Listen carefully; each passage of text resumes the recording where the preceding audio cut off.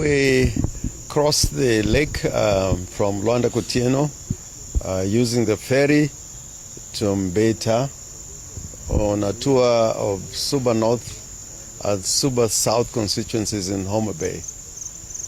We had very successful trips in Suba South and Suba North. When we got to Mbita, unfortunately there were some goons who were sent there to try and stop us from getting into the town. The members of the public dealt with them and were able to go into the town, Mbita, and then Rusinga. We crossed the bridge to Rusinga. We had a very, very good meeting with the people in Rusinga. We came back to Mbita. We had a very, very good meeting with people in Mbita. Turnout was very large.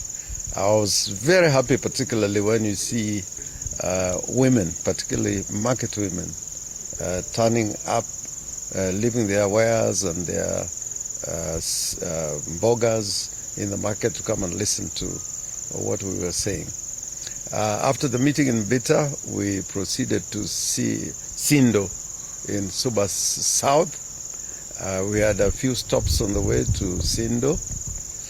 And again in Sindo, there were plans to try and disrupt our visit to Sindo.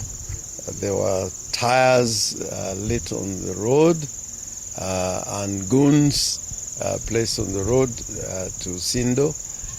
Happily, the members of the public in Sindo dealt with them, and we were able to address a very, very large rally in Sindo.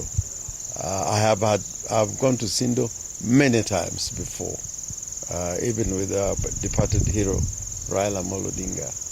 I was amazed by the turnout today in Sindo. Earlier, one of us, civilizer here, was hit very badly on the head. Here it is still swollen. He went for first aid, but he insisted that we go to Sindo, and we're happy that our message was well received in Sindo. Of course, we are talking about the party, that the party must remain with the members and with the people, and that the Linda Ground people have sold our party to President Ruto as a tool for him to manipulate politics in lowland, in western, and in the coast, and other areas where ODM is very strong. On the way back, because we intended to come back to Kisumu, tomorrow we are attending a funeral of a very honorable Mzee in Bungoma, who was once nominated to Parliament, courtesy of Raila Amolo Odinga. So goons, thinking that we are going to stop in Homabay and Kindu Bay,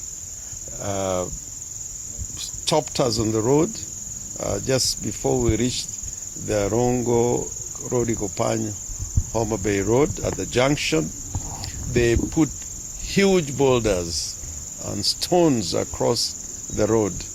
There was an electric pole put across the road, and they had tear gas canisters which they threw to us. My suspicion is that the police were involved, because there is no way that members of the public would have access to tear gas canisters. They attacked us, and in the process, two of us were very badly injured. They were cut on their head very badly. One of them has a terrible injury and is at the Tamarind Hospital being attended to. And the other one, serious injuries, but is not life-threatening. But what we want to say is that this cannot go without us sending a very, very, very big warning to Governor Wanga. This is not how to play politics. In Siaya, everybody comes to Siaya. They do their politics. They even say things about us. We never stop anybody. In fact, sometimes we leave the county to live there, leave them comfortable and in peace. We should be able to access any county or any part of the country. Not just us as people coming from this community, but other Kenyans who want to have meetings in this part of the world should be able to access the towns and the villages in Luo Nyanza. But today, the violence that was meted on us, if you look at our vehicles, they were stoned. Most of them don't have their windows, their windshields. All those were smashed. And quite a number of people had injuries, not as serious and as life-threatening as the other two were at Tamarind Hospital. But I want to say, this is not politics. This is hooliganism. And for a governor to be engaged in this kind of hooliganism, because we must call it what it is wrong. It is wrong.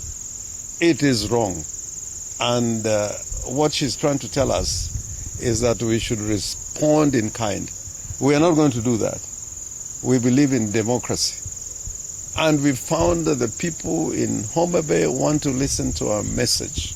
If you look at the clips, you know, they were enthusiastic and supporting the one-term agenda and the politics of bringing change to Kenya in the 2027 elections. They want the people in this area to be respected, to be at the table when these affairs of this nation are being discussed. So I didn't want to mention her name, but it was obvious. The number of people involved, the level of violence, the tools they had, including, as I've said, tear gas canisters, the pangas, the rungus, and making that road, they closed that road for quite a long time waiting for us. I think it was for about 40, 50 minutes. And the police were just watching. This is inexcusable and must be condemned in the strongest terms. But whatever she does, I am confident that the people of Nyanza, who are conscious of their rights, are going to make the right decisions. No decision is going to be imposed on them. I will address the nation again on this matter, because I don't think this is the way. Even when we were fighting against Moi, we never encountered this amount of violence. This is wrong. And killing our own children, our own sons, and hurting old women who are turning up to listen to us. I think this is completely inexcusable. I would want to stop there if there are any questions. If you wanted me to speak in Luo, I can speak in Luo. And